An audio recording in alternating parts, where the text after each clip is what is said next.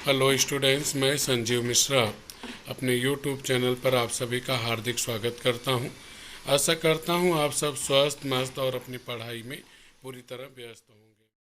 पाठ 6 नवनीत, और इसके कवि हैं प्रसिद्ध कवि संत संत तुकाराम जी। विद्यार्थियों, संत तुकाराम जी भारत के महानतम संतों में एक हैं। आपकी पत्नी के प्रबल विरोध के बाद भी मानव सेवा को ईश्वर सेवा समझकर अपना सर्वस्व न्यौछावर कर देने वाले एक महान संत रहे हैं और अपना संपूर्ण जीवन दुख सुख सब कुछ ईश्वर पर छोड़कर ईश्वर की शरण में आप चले गए। आइए हम उन्हें पढ़ें। आज हम सब जो पाठ पढ़ने जा रहे हैं उसका नाम है नवनीत। पाठ 6 नवनीत। नवनीत अर्थात मक्खन। मक्खन आप जानते हैं, जिसे आप बटर कहते हैं। और इसके कवि हैं महान संत संत तुकाराम जी। विद्यार्थियों, आप जानते ही होंगे कि भारत देश संतों और महात्माओं की भूमि रही है। समय समय पर एक संत महात्मा हमारे देश की भूमि पर जन्म लेते रहे हैं और अपने कार्यों के माध्यम से, अपने विचारों के माध्यम से उन्होंने समाज में सुधार लाने का भरपूर प्रयत्न किया है। आप महाराष्ट्र के महानतम कवि हैं और आपने समाज में फैली हुई बुराइयों को दूर करने का पूरा प्रयत्न किया है। आइए उनके जन्म के बारे में जानें। खोजकर्ताओं के अनुसार आपका जन्म 1608 के बीच देहू, पुणे, महाराष्ट्र में हुआ। मृत्यु 1650 ईस्वी में, अर्थात आप 42 साल की उम्र तक जीवित रहे। परिचय। संत तुकाराम एक महान संत और कवि थे। वे 17वीं शताब्दी के भारत में चल रहे भक्ति आंदोलनों के प्रमुख स्तंभ थे। संत तुकाराम जी धर्म संरक्षण के साथ साथ पाखंड अर्थात दिखावा, जिसे आप झूठ कहते हैं, आडंबर के खंडन का कार्य निरंतर रूप से किया। आपके अभंग अंग्रेजी भाषा में भी अनुदित हुए। आप जानते हैं, आप मराठी पढ़ते होंगे, एक विषय आपका मराठी है, उसमें आप अभंग पढ़ते हैं।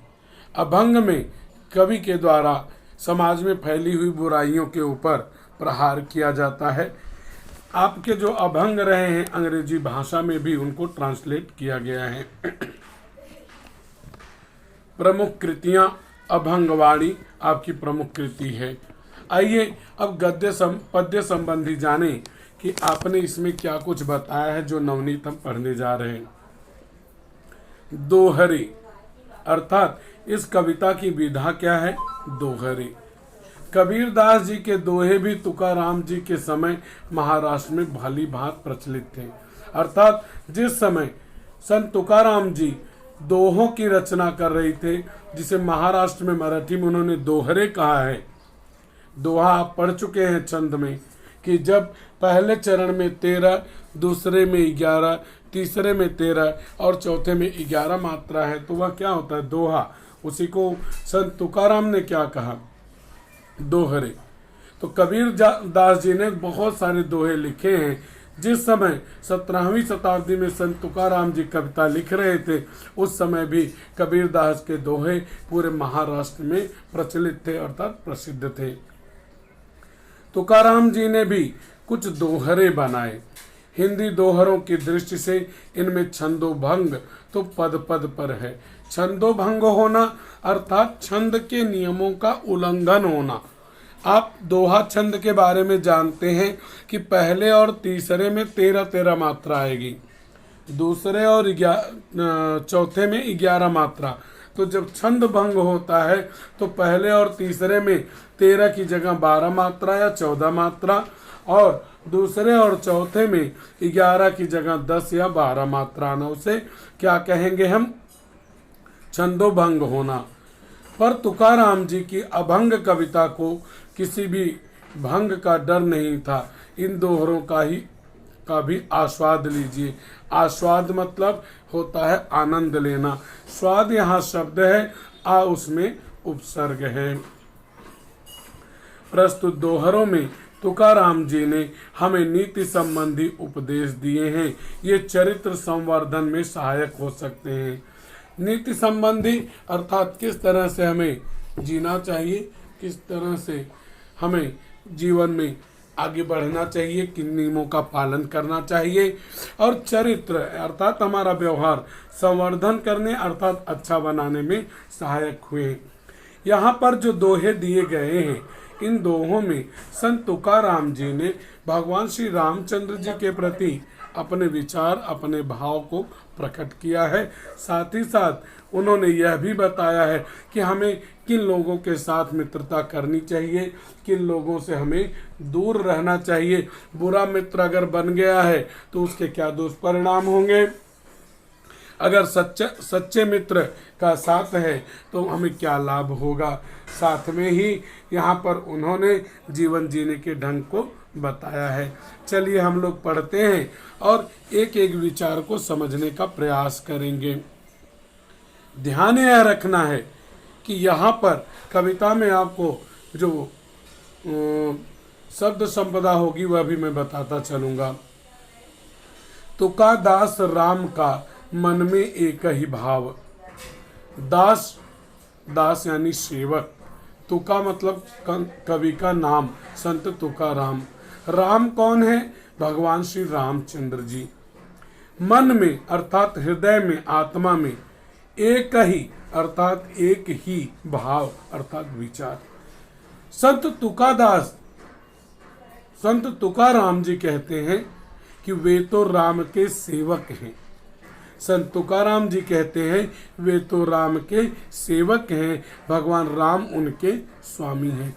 प्रश्न यहाँ पे बन गया कि संत तुकाराम इनके सेवक हैं। उत्तर होगा कि रामचंद्र जी के। मन में एक ही भाव। आगे वे कहते हैं कि उनके मन में, किसके मन में? संत तुकाराम जी के मन में तो केवल एक ही विचार है, एक ही भाव बना हुआ है। तो ना पालटू आवे यही तन जाए। पालटू अर्थात परिवर्तन, आवे मतलब आए, यही तन अर्थात कि यही मतलब यह, तन मतलब शरीर, जाए मतलब चला जाए अर्थात मृत्यु हो जाए। आगे वे कहते हैं कि संत तुकाराम जी कि वे तो राम के सेवक हैं और उनके मन में केवल और केवल एक ही विचार है, एक ही भाव है कि वे हमेशा श्री राम जी के दास बने रहें, उनके सेवक बने रहें। तो ना पालतू आवे। आगे वे कहते हैं उनके मन में जो यह भाव है, एक ही भाव है कि वे जन्म जन्मांतर तक, संपूर्ण जीवन तक राम के सेवक बने रहें, उसमें कभी कोई बदलाव, कोई परिवर्तन न आए। ये ही तन जाए, भले ही उनकी मृत्यु हो जाए, लेकिन जब तक उनका जीवन है, उनका शरीर है, तब तक उनके मन में यह भाव हमेशा बना रहे।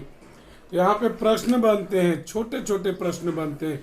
तुकाराम के मन में एकमात्र भाव, तो उत्तर होगा कि संपूर्ण जीवन, जब तक उनका जीवन रहे, आजीवन श्री राम जी का दास बने रहना। तुकाराम सुचिता बांध राखूं तैसा आपनी हाथ। तुका मतलब कवि का नाम संत तुकाराम, राम सु मतलब से। अब यहाँ पे आपको हिंदी, मराठी, भोजपुरी, अवधी, खड़ी बोली हिंदी, ब्रज, राजस्थानी, गुजराती, पंजाबी सभी भाषाओं का मिश्रण मिलेगा। सु ये जो है यह राजस्थानी भाषा है। सु मतलब से। चिता बांध रखूं, चिता मतलब मन, हृदय, आत्मा, बांध रखूं अर्थात जोड़ कर रखूं। तैसा मतलब वह तो, अपनी हाथ, हाथ मतलब हाथ। घेनु बदरा छोड़ जावे प्रेम न छूटे साथ। घेनु मतलब धेनु, मतलब जिसे आप कहते हैं गाय। बदरा, बदरा मतलब बछड़ा। छोड़ जावे, छोड़कर चली जाती है। साथ मतलब साथ। तो आपको यहाँ परीक्षा में मिलेगा, इन शब्दों को शुद्ध रूप में लिखिए दे दिया 7, तो आपको लिखना है 7 हाथ हाथ, बदरा बछड़ा, घेनु धेनु। संत तुकाराम जी कहते हैं कि तुकाराम सो चिता बांध रखो तैसा अपनी हाथ। यह अपने हाथ में है, यह अपने हाथ में है कि हम भगवान श्री रामचंद्र जी से अपना मन जोड़ कर रखें, अपना संबंध जोड़ कर रखें। संत तुकाराम का कहना है कि यह तो अपने हाथ में होता है कि हम रामचंद्र जी से अपना मन जोड़ कर रखें, उनकी पूजा करें, उनकी आराधना करें। घेनु बदरा छोड़ जावे प्रेम न छूटे साथ। वे कहते हैं कि एक गाय वह बच्चे को, बछड़े को जन्म देती है। जब बछड़ा बड़ा हो जाता है तो गाय अलग जगह रहने लगती है, बछड़ा कहीं पर खेती का काम करने लगता है। गाय और बछड़ा इनके बीच में अलगाव हो जाता है, दोनों अलग अलग हो जाते हैं। लेकिन अलग अलग होने पर भी प्रेम न छूटे साथ, उन दोनों के मन में प्रेम बना रहता है, उनका प्रेम छूटता नहीं है। जिस तरह से गाय बछड़े को जन्म देती है लेकिन दूर होने के बाद गाय और बछड़े में प्रेम बना रहता है, उसी तरह से भगवान श्री रामचंद्र जी से ही हम सभी का जन्म हुआ है। भले वे हमारे साथ में नहीं है, लेकिन यह हमारे मन में यह भावना होनी चाहिए कि हम उनसे अपना संबंध जोड़कर रखें। प्रश्न बनता है, यह अपने हाथ में होता है कि रामचंद्र जी से अपना मन जोड़कर रखें। इन दोनों में अलगाव होता है, गाय और बछड़े में। इन दोनों में प्रेम कभी खत्म नहीं होता, गाय और बछड़े में। कवि ने प्रेम को बताने के लिए इनका उदाहरण दिया है, गाय और बछड़े का। कवि के आराध्य देव, भगवान इष्ट देव कौन है? रामचंद्र जी। चलिए आगे चलते हैं। यहाँ पे हाथ साथ ये राइमिंग वर्ड हुए, अर्थात तुकांत शब्द इन्हें कहा जाता है, जिसका एक जैसा उच्चारण होता है। चित सुन चित जब मिले तब तन ठंडा होए। चित मतलब मन, सुन चित अर्थात सज्जन व्यक्ति का मन। तन यानी शरीर ठंडा होए, शीतलता मिलती है। संत तुकाराम जी कहते हैं, जब हमारे मन की मुलाकात किसी सज्जन व्यक्ति के मन से होती है, अच्छे मन वाले व्यक्ति से होती है, तब हमारे शरीर को ठंडक मिलती है।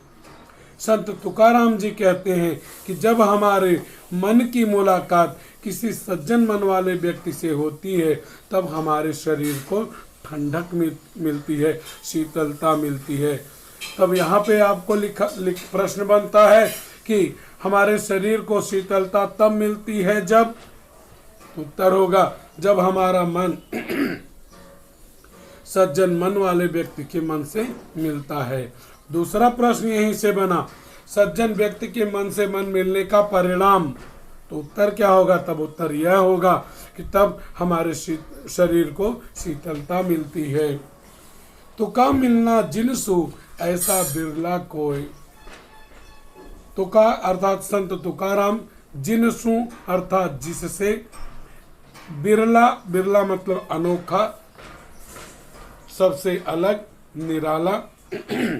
संत तुकाराम जी कहते हैं कि हमारे मन का मिलन किसके मन से होगा वह हम नहीं जानते। अगर वे कहते हैं हमारे मन का मिलन किसके मन से होगा यह हम नहीं जानते, उनका यह कहना है कि ऐसे सज्जन मन वाले व्यक्ति से मुलाकात होना यह संयोग की बात है, यह बहुत बड़ी बात है। कारण है कि ऐसे लोग, ऐसे सज्जन मन वाले लोग संसार में बिरले ही होते हैं, अनोखे ही होते हैं, कोई कोई होता है। पूरा समझिए, संत तुकाराम जी कहते हैं कि हमारे मन की मुलाकात जब सज्जन मन वाले व्यक्ति से होती है, तब हमारा शरीर ठंडा हो जाता है। आगे वे कहते हैं तुका मिलना जिनसु ऐसा बिरला कोई। वे कहते हैं कि ऐसे सज्जन मन वाले व्यक्ति लोग जो होते हैं समाज में बहुत कम होते हैं, अनोखे होते हैं, और ऐसे लोगों के मन से अगर मन मिलता है तो वह केवल संयोग ही है। आगे बढ़ते हैं। चित्त मिले तो सब मिले, चित्त मिले तो सब मिले, नहीं तो फोकट संग। चित्त मतलब मल, नहीं तो अर्थात नहीं तो, फुकट अर्थात मुफ्त, बिना मतलब के, संग अर्थात साथ। यहाँ पे संत तुकाराम जी संगत के असर को बता रहे हैं कि साथ का, मित्रता का, दोस्ती यारी का क्या महत्व होता है। वे कहते हैं कि अगर हम किसी से मित्रता करते हैं, किसी का साथ करते हैं, अगर हमारा मन उसके मन से मिल गया तो बहुत अच्छी बात है। अगर हमारा हृदय हमारे मित्र के हृदय से मिलता है, हमारे विचार आपस में मिलते हैं, तभी वह हमारा सच्चा मित्र बनता है, तभी हमें आनंद मिलता है। मन से मन का मेल होता है तो हमें सब कुछ मिल जाता है, सब प्रकार के आनंद मिल जाते हैं। नहीं तो फूकट संग, अगर मन से मन नहीं मिलता है तो साथ रहने का कोई फायदा नहीं होता है, कोई लाभ उससे नहीं होता है। तब ऐसे व्यक्ति के साथ रहना व्यर्थ है, निरर्थक है। लाइन को समझिएगा। यह महत्वपूर्ण लाइन है कि अगर हम किसी से मित्रता करते हैं, हमारा मन उसके मन से मिल जाता है तो हमें भरपूर आनंद मिलता है, हमें दुनिया की सारी संपत्ति मिल जाती है। अगर मन से मन नहीं मिला तो साथ रहने का कोई फायदा नहीं होता है। मुफ्त में साथ रहने से, संग रहने से कोई फायदा नहीं होता है, उसके साथ रहना व्यर्थ है। कभी उदाहरण देते हैं, पानी पत्थर एक ही ठोर, कोर्न भीजे अंग। वे कहते हैं पत्थर मतलब पत्थर, चट्टान, ठोर, ठोर मतलब स्थान पर, कोर, कोर मतलब किनारा, भीजे अर्थात भीगना, अंग अर्थात शरीर। संत तुकाराम का कहना है कि जैसे पानी और पत्थर एक साथ ही रहते हैं, लेकिन पत्थर का एक कोना भी पानी गीला नहीं कर पाता है, वह कभी पानी की तरह द्रव्य नहीं बनता है, कभी भी वह पानी की तरह बहता नहीं है।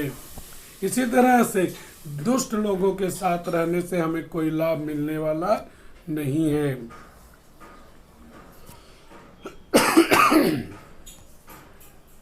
तुका संगत तिनसे कहिए जिनसे सुख दुनाए। संगत अर्थात साथ, तिनसे अर्थात उनसे, उससे, जिनसे अर्थात जिससे, दुनाए अर्थात दुगुनी हो जाए। संत तुकाराम जी कहते हैं, संगत का महत्व बताते हैं। वे कहते हैं मित्र कैसा होना चाहिए, मित्र की परिभाषा क्या है। वे कहते हैं कि